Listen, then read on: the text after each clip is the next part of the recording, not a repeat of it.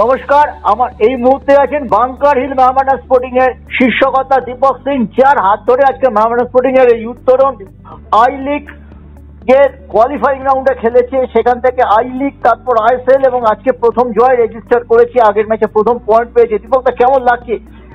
একটা বিশাল রোল আছে মেহমানা স্পোর্টিং এর এই উত্তরণে। এই যে জানি যে খুব এটা হিস্টোরিক দিন আছে আমাদের জন্য।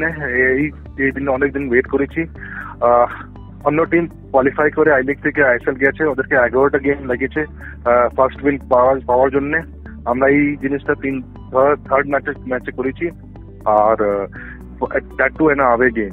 তো এটা অনেক হিস্টোরিক, অনেক বড় দিন। কিন্তু আমি বলতে চাই এটা আমাদের মোহাম্মদ স্পোর্টিং স্টার্ট আছে, এখন অনেক লম্বা জার্নি আছে। আমরা হেড ডাউন করে আগে চলতে এরকম হার্ডওয়ার্ক করতে থাকবো।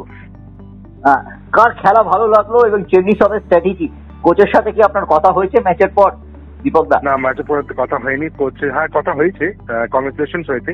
স্ট্র্যাটেজি ম্যাচের পরে স্ট্র্যাটেজি ডিসকাস হয় না, জাস্ট কংগ্রেচুলেশনস হয়, সেটা হয়েছে। আর টিম একটু ভালো করে একটু রেস্ট করবে, তারপরে জাস্ট নেক্সট গেমে ফোকাস করবে। 5ই অক্টোবর যুব ভারতীতে নিশ্চয়ই থাকছেন একটা মেগা ম্যাচ আইএসএল। হ্যাঁ, অ্যাবসলিউটলি। ওই অনেক বড় দিন, একটা অনেকদিন পরে একটা বড় ডেবিউ খেলতে যাব। তো আমাদের জন্য আমরা রেডি আছি।